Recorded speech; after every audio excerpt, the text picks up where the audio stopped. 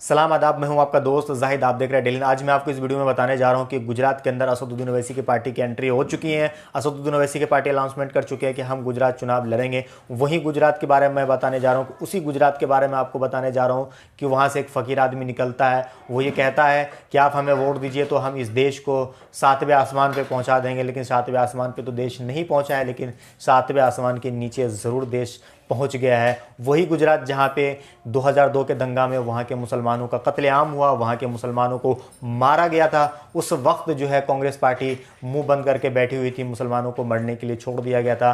फिर उसके बाद जब मुसलमानों को मार लिया गया, जब इन लोगों का दिल की ठंडक हो गई, जब ये लोग शांत हो गए, उस वक्त कांग्रेस पार्टी आई मुसलमानों के बीच में और मुसलमानों से कहा कि आप हमें वोट दीजिए। अगर आप हमको वोट दीजिएगा तो जो ये गुनहगार हैं हम इनको सज़ा दिलाएंगे, आपको इंसाफ दिलाएंगे। उसके बाद मुसलमानों ने इनके ऊपर भरोसा जताया। आपको बता दें कि जब गुजरात में दंगा हुआ था, आपको बता दें कि जब बाबरी मस्जिद को शहीद किया गया था, तो यहाँ के जो मुसलमान हैं वो समझ चुके थे कांग्रेस की चाल कि ये कांग्रेस पार्टी जो आरएसएस और भारतीय जनता पार्टी के लिए ही काम करती है, ये वो वाली कांग्रेस पार्टी नहीं रही है जब इस कांग्रेस पार्टी में मौलाना अबुल कलाम आज़ाद हुआ करते थे। अब ये कांग्रेस जो है हिंदुत्व की कांग्रेस हो गई है। मुसलमान उस वक्त के जो थे वो समझ चुके थे। फिर कांग्रेस पार्टी जो है भोली भाली बन के आई, उन्होंने कहा कि आप हमें वोट दीजिए। आप अगर हमें वोट दीजिएगा तो हम आपको इंसाफ दिलाएंगे। जो आपके बच्चों को मारा है हम उनको जो है उसके अंजाम तक पहुँचाएँगे। गुजरात के जो दंगा हुआ था, वहाँ के जो मुसलमान बहनों की असमत लूटी गई थी, उनके गुनहगारों को हम सज़ा दिलाएंगे। लेकिन हुआ क्या कि मुसलमानों ने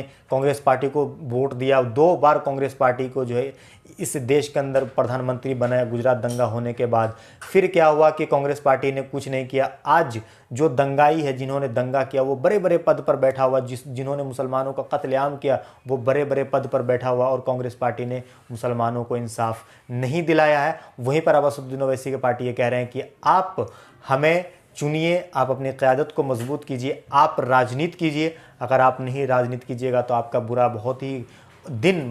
दिन बहुत ही बुरा आने वाला है। आपको बता दें, सेक्युलर कमेटी की रिपोर्ट के मुताबिक इस देश के जो मुसलमान हैं दलित से भी बदतर ज़िंदगी जीने को मजबूर हैं। आपको बता दें कि इसका जिम्मेदार कौन है। इसका जिम्मेदार कांग्रेस को भी हम नहीं कह सकते, इसका जिम्मेदार आप खुद हैं।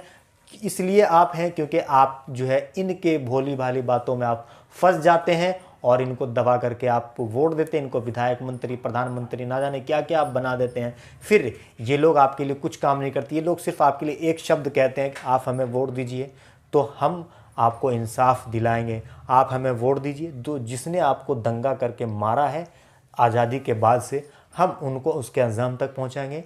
आप उनको वोट दे देते हैं। ये लोग कहते हैं कि आप हमें वोट दीजिए, हम बीजेपी को रोकेंगे। ये लोग कहते हैं कि आप हमें वोट दीजिए, हम आरएसएस को रोकेंगे। आप इनको वोट दे देते हैं।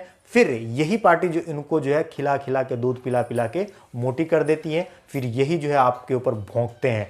तो आपको बताने जा रहे हैं कि असदुद्दीन ओवैसी की पार्टी जो चुनाव लड़ने की बात कही है, गुजरात के अंदर किस पार्टी के साथ चुनाव लड़ेंगी मिल करके, किस पार्टी के साथ गठबंधन होगी, वो मैं आपको इस वीडियो में बताने जा रहा हूँ। अगर आपने वीडियो को लाइक नहीं किया है तो प्लीज़ वीडियो को लाइक कीजिए। चैनल को अगर आपने सब्सक्राइब नहीं किया है तो प्लीज़ चैनल को सब्सक्राइब कर लीजिए और ज़्यादा से ज़्यादा इस वीडियो को अपने ग्रुप में भेजिए, जिससे कि मुझे हौसला मिलता रहे और मैं इसी तरीके से आपकी आवाज़ उठाता रहूँ और इसी तरीके से जो गोदी मीडिया आपको नहीं दिखाती हैं वो मैं आपको दिखाता रहूँ। तो चलिए वीडियो को हम शुरू करते हैं।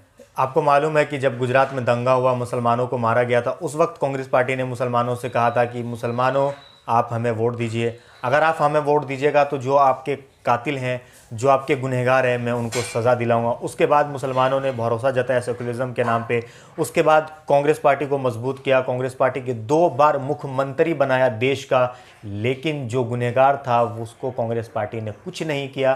कांग्रेस पार्टी ने उसको जो पीड़ित परिवार थे उनको इंसाफ नहीं दिलाया और जो गुनहगार था वो आज तक घूम रहा है। फिर कांग्रेस पार्टी किस मुंह से मुसलमानों के बीच जाती हैं वोट मांगने के लिए? फिर मुसलमान उन्हें क्यों वोट दें? वहीं पर जो है कांग्रेस पार्टी जो है बार बार जो मुस्लिम के लीडर होते हैं, जो मुसलमानों के हक़ की बात करते हैं, मुसलमान को जो हकीकत में इंसाफ दिलाना चाहते हैं, अगर वो पार्टी कहीं से चुनाव लड़ने के लिए अनाउंसमेंट करती हैं तो यही कांग्रेस पार्टी जो है वहाँ पर जाती हैं और फेसबुक पे, ट्विटर पे तमाम तरह के जो है भाषणबाज, फिर वही कांग्रेस पार्टी जो है ट्विटर पे, फेसबुक पे जो है पोस्ट डालते हैं कि देखो ये भारतीय जनता पार्टी को जिताने के लिए पहुंच चुका है। जैसे मान लीजिए कि जैसे बिहार के अंदर असदुद्दीन ओवैसी की पार्टी चुनाव लड़ी, वहाँ पे असदुद्दीन ओवैसी की पार्टी जो है काफ़ी अच्छी सीट भी जीती थी।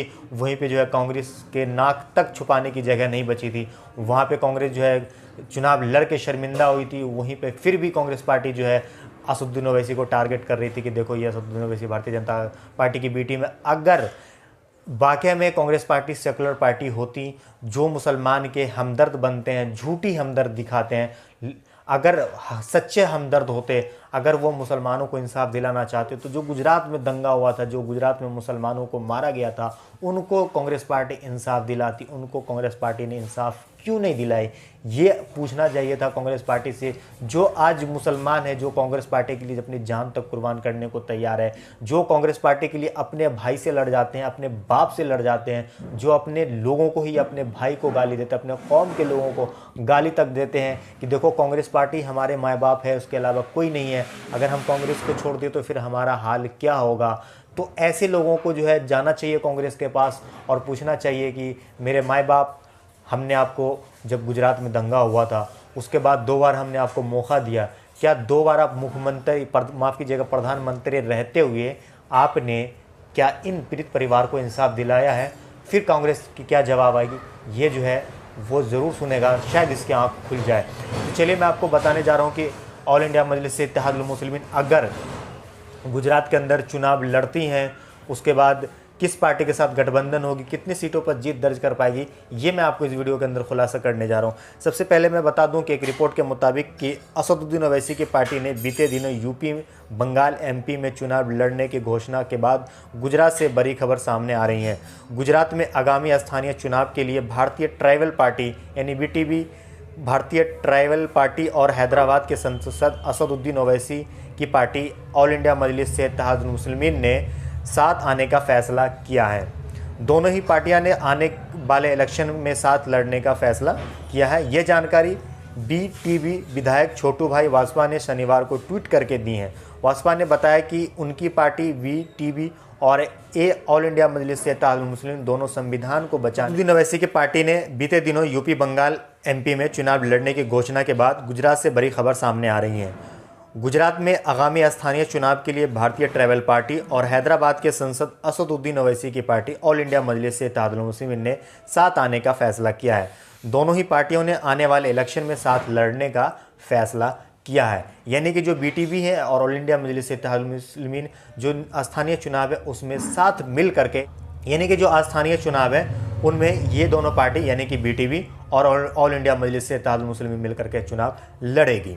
उसके बाद जो है यह जानकारी BTP विधायक छोटू भाई ने दी है। वासपा ने शनिवार को ट्वीट करके दी। वासपा ने बताया, यानी कि छोटू भाई वासपा ने बताया कि उनकी पार्टी BTP और ऑल इंडिया मजलिस इत्तेहादुल मुस्लिमीन दोनों संविधान के बचाने के लिए एक साथ सियासी मैदान में उतरे हैं। बता दें कि फरवरी और मार्च में वहां पर जिला पंचायत चुनाव और तहसील पंचायत चुनाव होने हैं। बता दें कि छोटू भाई बसपा जहांगीरिया से विधायक हैं। उन्होंने कहा है कि BTP और ऑल इंडिया मजलिस इत्तेहादुल मुस्लिमीन आने वाले महीने में गुजरात में होने वाले चुनाव में हिस्सा लेगी। उन्होंने आगे ये भी कहा है कि लोगों को बेहतर भविष्य के लिए कांग्रेस और BJP को हटाने के लिए आगे आना चाहिए और मिलकर काम करना चाहिए। बता दें कि भाजपा ने दावा किया कि राजस्थान में भी उनकी पार्टी को धोखा दिया गया है। विधायक छोटू भाई ने कहा कि BTP और राजस्थान में भी इनको इन पार्टी को धोखा मिला है क्योंकि कांग्रेस और BJP उनको हराने के लिए साथ आई। आपको एक न्यूज़ मिली होगी, जो ये छोटू भाई हैं इन्होंने एक दावा किया था कि विधायक जो हैं छोटू भाई, इन्होंने दावा किया कि गुजरात में होने वाले चुनाव में ओवैसी चुनाव प्रचार के लिए आने वाले हैं, यानी कि ऑल इंडिया मजलिस इत्तेहादुल मुस्लिमीन के जो सदर हैं वो कुछ ही दिनों के बाद जो है गुजरात विजिट करेंगे। आपको हमने इसमें बताया कि जो ये BTP है इनके साथ ऑल इंडिया मजलिस इत्तेहादुल मुस्लिमीन वहाँ की जो चुनाव है वो लड़ेगी, यानी कि अभी जो लोकल चुनाव है उसमें ये दोनों मिलकर के चुनाव लड़ेगी। उसके बाद जब असेंबली इलेक्शन होगा तब जा कर के वहाँ पे जो है ऑल इंडिया मजलिस इत्तेहादुल मुस्लिमीन यही पार्टी मिलकर करके चुनाव लड़ेगी। और अभी जो है जो ऑल इंडिया मजलिस इत्तेहादुल मुस्लिमीन के असदुद्दीन ओवैसी हैं वो कुछ ही दिनों के बाद गुजरात विजिट करेंगे, वहाँ पे जो है चुनाव प्रचार करेंगे। वहाँ पे जो लोग हैं, जो वोटर हैं, चाहे वो चाहे वो मुसलमान हो, दलित हो, आदिवासी हो, जो तमाम तरह के जो छोटी जाति के लोग हैं जिनके ऊपर अत्याचार जुल्म हुआ इस कांग्रेस की सरकार में, भारतीय जनता पार्टी की सरकार में, उन लोगों को जो है ऑल इंडिया मजलिस से इत्तेहादुल मुस्लिमीन इकट्ठा करने की कोशिश करेंगे। इकट्ठा करके वहाँ के जो लोकल चुनाव उसको जीता जाए। उसके बाद फिर असेंबली इलेक्शन में इनको इसी चुनाव का नतीजा रहेगा। अगर इस चुनाव में अच्छा परफॉर्मेंस रहा तो आने वाले जो चुनाव में भारतीय जनता पार्टी को जो है नुकसान होगा और ऑल इंडिया मजलिस से इत्तेहादुल मुस्लिमीन को यहाँ पे फ़ायदा होगा, जिससे कि जो वहाँ के लोग हैं उनको इंसाफ मिल सके। तो वीडियो अगर आपको कैसी लगी, अच्छी लगी, तो प्लीज़ इसे लाइक और शेयर ज़रूर कीजिएगा। जो हमारी वीडियो में कमेंट करते हैं, गलत सलत कमेंट करते हैं, कुछ लोग हमें गाली भी देते हैं, तो उनसे हमें कोई मतलब नहीं है। तो वीडियो को ज़्यादा से ज़्यादा शेयर कीजिए। जय हिंद, जय भारत, अपना ख्याल रखिए, हंसते रहिए, मुस्कुराते रहिए। अल्लाह हाफिज़, अस्सलाम वालेकुम।